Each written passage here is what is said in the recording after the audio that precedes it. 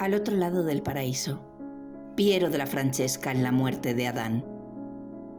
En los diarios de Adán y Eva, tras la muerte de Eva, un Adán romántico y desconsolado escribe este bello epitafio en la tumba de su amada.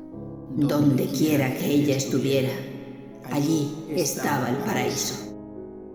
De esta manera, Mark Twain dignifica a Eva, a quien las religiones judaicas consideran madre de la humanidad, además de culpable de la expulsión del paraíso. Y por tanto, responsable de todos los males de la humanidad: pecado, dolor y muerte. Nunca se juzgó tan duramente a una madre. Piero de la Francesca pinta en sus frescos de la Basílica de San Francisco de Arezzo una versión de esta historia del siglo XIII, basada en la leyenda áurea de Santiago de la Voragine.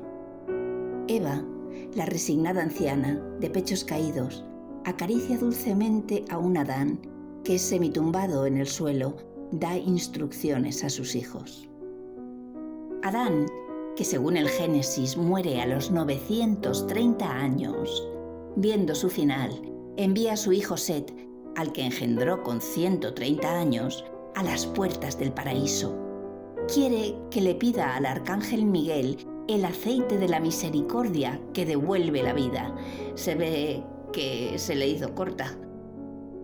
Está agonizando, rodeado de sus hijos, que se supone somos todos los hombres que habitamos la tierra. ¿Quién será el hombre desnudo que nos da la espalda? Me suena. Yo le he visto antes. Y casi me voy a aventurar a decir que estamos viendo el culo de Piero de la Francesca, que poco después se pintó dormido en la resurrección de Jesús, con el mismo peinado y la misma complexión. Es más, en la resurrección de Cristo también aparece otro personaje conocido de este fresco, el soldado que duerme al lado de Piero, abrazado a una lanza. ¿No es el mismo que casi en simetría da la espalda a Piero? Apostaría que sí. En este fresco se encuentran algunos de los primeros desnudos del Renacimiento. ¡Y perritos! Y según he podido comprobar yo, varias alusiones a la homosexualidad que no vienen hoy al caso. También he encontrado varios símbolos imperiales, como el águila, el halcón, tótems. ¡Y perritos! Que pudieran ser pareidolias, frutos de mi imaginación o de la de Piero. Mirad, por ejemplo, la columna estriada, que emerge del pecho de Adán.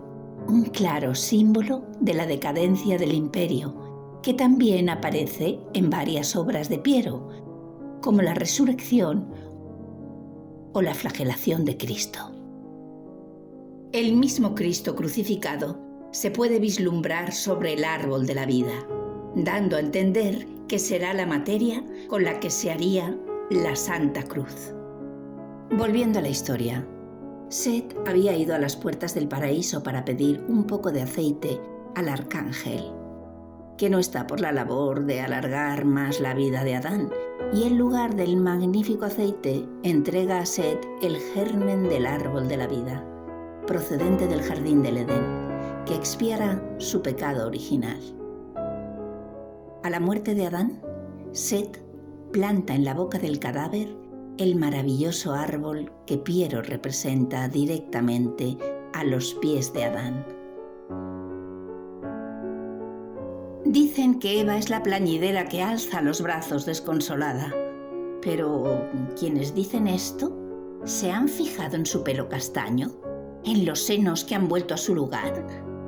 Pues o pasó por el cirujano o el arcángel le hizo el milagrito a ella, porque la moza no aparenta tener ni 100 años. Mucho más creíble, me parece a mí, es que Eva sea el personaje que vislumbramos tras la falta, arrodillada y dispuesta a cubrir con el sudario el cuerpo del difunto Adán, pintado en escorzo. Un bello final para el Padre de la humanidad, con el que arranca otra historia que continúa en la Basílica de San Francisco. Pues en los siguientes frescos se cuentan las aventuras de este árbol, crecido de Adán, cuya madera serviría para fabricar la cruz en la que murió Jesús. La leyenda de la Veracruz. Cuenta, cuenta.